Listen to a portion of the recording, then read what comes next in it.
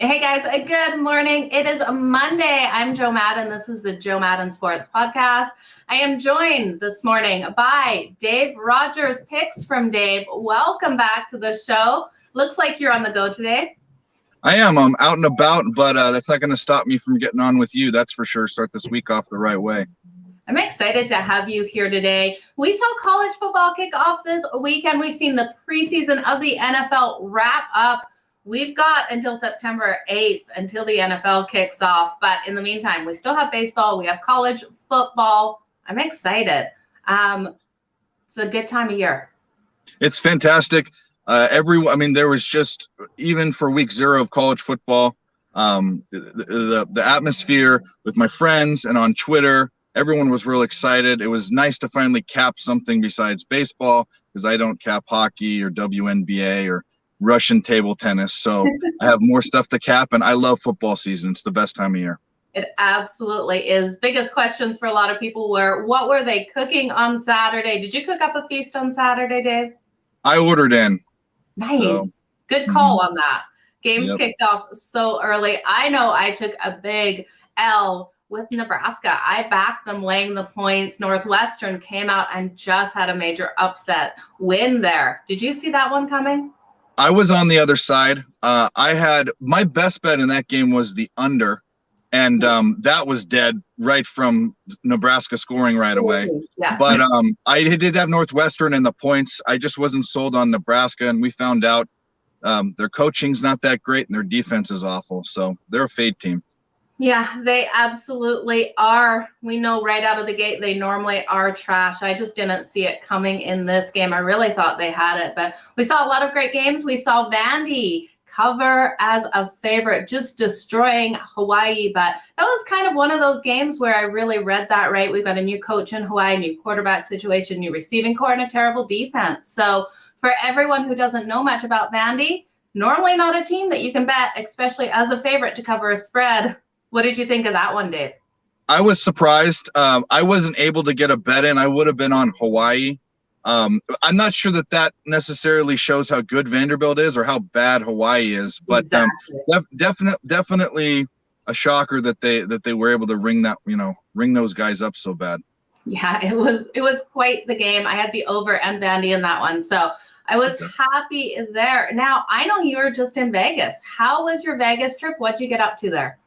I went a week from today, this past Monday, and I signed up for Circa by myself this time. Now I've done it twice before as a group of people, sort of as a contributor. This is my first time doing it by myself, and I'm always real excited to do contests and tournaments, but it just adds more pressure on this season's NFL capping. So we'll be in the lab a couple more hours a week, that's for sure. Yeah, absolutely. All the best in that contest. I would love to see you get that jacket at the end, Dave.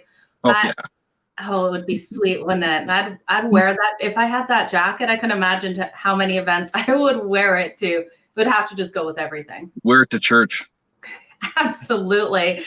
Okay, we have games on the diamonds today. There's not many. Is there a couple or one that you're liking here today for the listeners?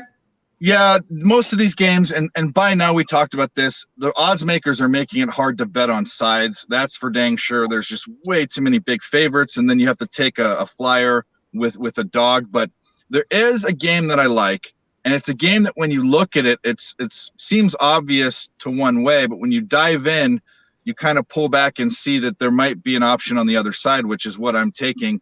And that's a lesson in handicapping, I guess, is if you're just looking at trends and batting average, if you're looking at all the numbers and all the numbers are checking out for a team, it doesn't necessarily mean in that situation that's going to happen. And I think in the Phillies and Diamondbacks game, I have the Phillies team total under 2 different ways. And it's kind of counterintuitive because they're hitting left-handed pitching well. Yeah. Bumgarner has had his first or second worst month this season, 7.94 ERA in the month of August.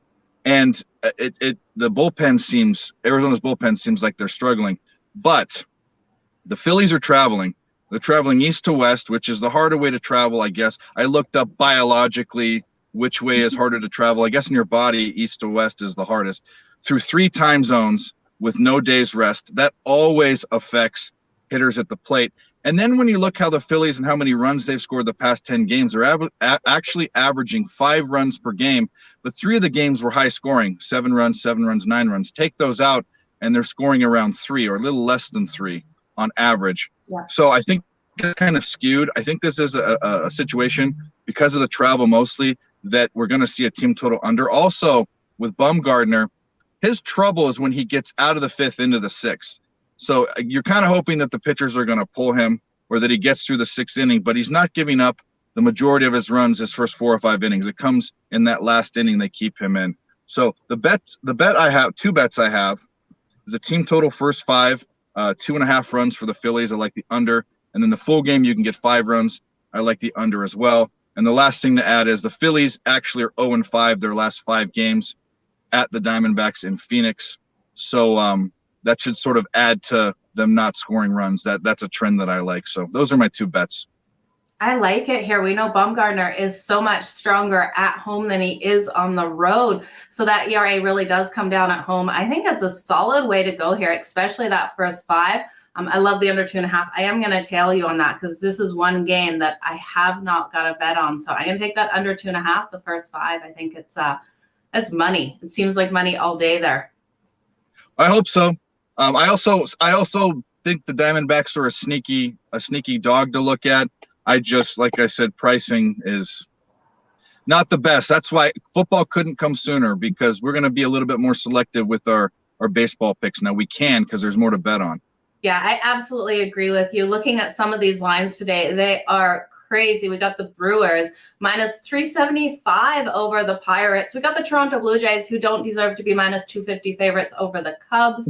You know, there's all of these situations. We know these better teams are not always playing better. So be cautious, you guys. If you're throwing together high favorite money line parlays, I think you should avoid it, especially on a day like today when we've only got 8 games on the board. What are your thoughts on that, Dave?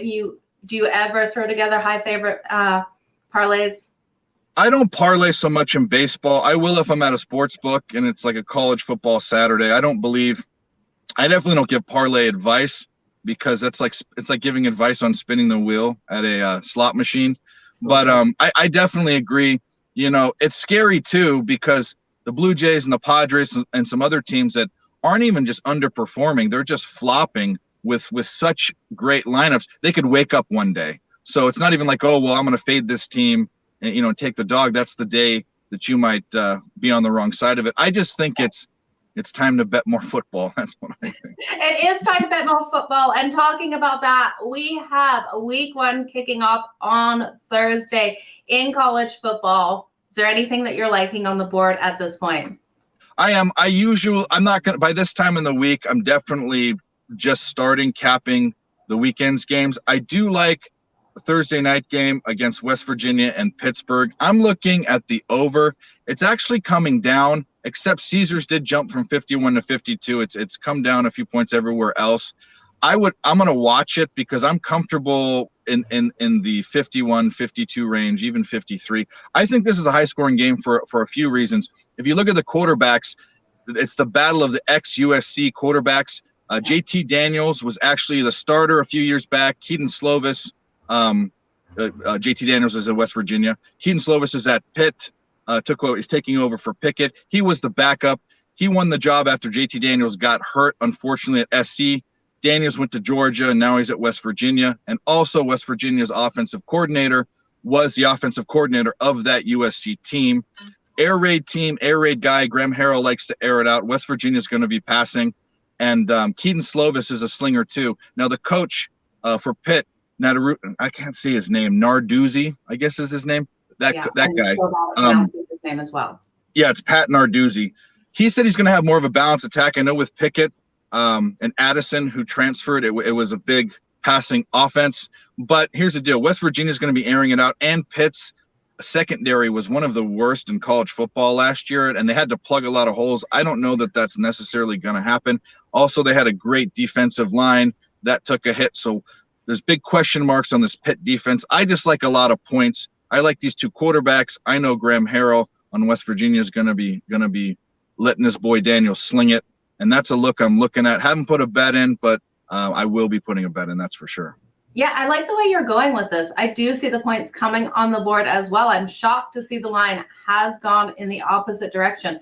Because like you said, neither of these teams have ever played a run-first style offense. This is going to be a pass-first style game, and I could see it easily getting over the 51.5. It just seems too low. Dave, it's going to be an exciting college football season. I can't wait to have you back on next Monday. We're going to talk some more football for sure next week. What else do you have going on this week? Where can people find you? Yep, you can find me at Picks from Dave. That's my Twitter handle. I put out picks every single night for the next day. Get the good lines. I also have a YouTube channel. I do free pick videos every day. I also host what we call a Capper Collective every Friday. That's where we've had cappers from all different entourages on Twitter. We've had about 5 or 6 different ones the past 2 Fridays. We've had 2 different episodes, and we just sit for a few hours and talk about games, talk about sports, talk about whatever we want. But basically the whole point is to get together, get the collective mind together to win some money, because there's so much competition out there, and you know, that's for the birds. We're about winning money, and we should get together. And I do that every Friday night at 8:30 Eastern. And starting next week, we're probably going to do it on Tuesday nights and focus on the early lines for the NFL Week 1. I absolutely love that. I think that is a great way to take it on that Tuesday nights.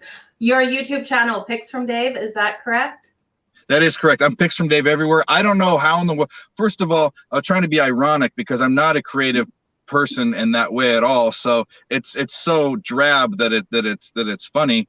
But I was surprised everywhere I go, Gmail, Twitter. I mean, and I haven't done the Instagram thing. Don't hate on me, but I'm getting to it. Picks from Dave is everywhere. I don't know why that name hasn't been scooped up. So there's no periods or underscores. It's just picks from Dave. I love it. You guys make sure you go over subscribe. I checked out his YouTube show. I watched it a bit late. It is fantastic. You guys don't want to miss out on it. So that's Picks from Dave on all social media. Dave, thank you so much for joining me here on the Jo Madden Sports Podcast. Have an incredible day. You too, Joe. Thank you.